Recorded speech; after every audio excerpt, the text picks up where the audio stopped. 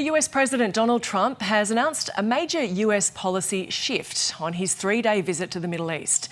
He's lifting crippling sanctions on Syria ahead of a meeting with the country's interim leader in Saudi Arabia.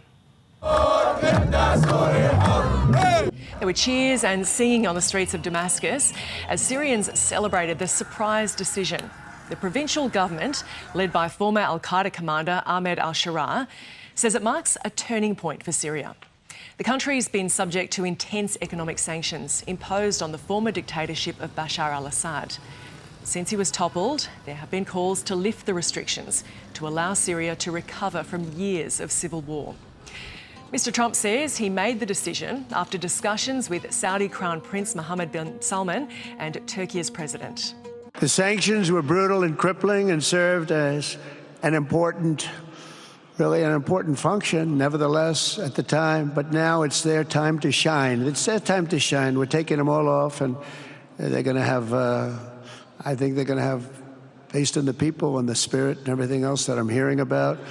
So I say good luck, Syria. Show us something very special like they've done, frankly, in Saudi Arabia. Okay? They're going to show us something special.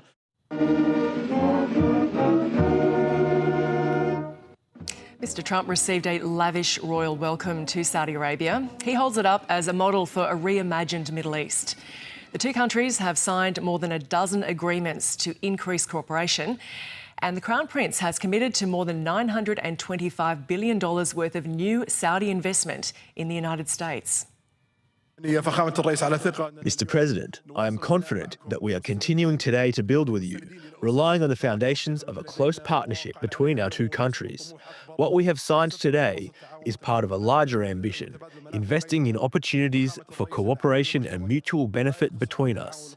Mr. President, the common work doesn't only include the economic cooperation, but extends to bringing security and peace to the region and the world. From Saudi Arabia, Mr. Trump will head to Qatar. The US president has been defending his decision to accept a luxury jumbo jet as a gift from the Qatari royal family. The $625 million plane will be fitted out to serve as Air Force One until it's donated to a future presidential library.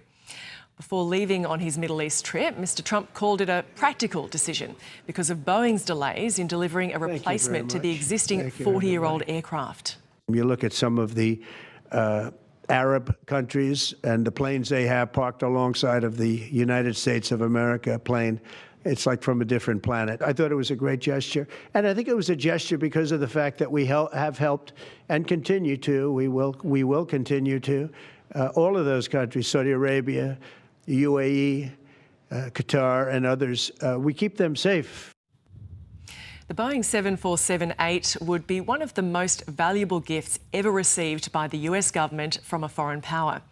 By accepting what's known as the Flying Palace, critics are warning it's a conflict of interest and could influence Mr. Trump's presidential decisions.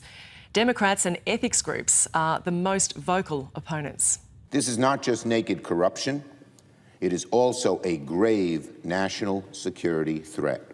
In the past, it has, for presidents, almost never been a concern because most presidents wouldn't consider engaging in a business deal with a foreign country or accepting for themselves personally a massive gift from a foreign country while president. This president has, from the beginning of his first term, pushed the envelope on that, has done things that appeared to be violations of those clauses. And it turns out that enforcing them is hard.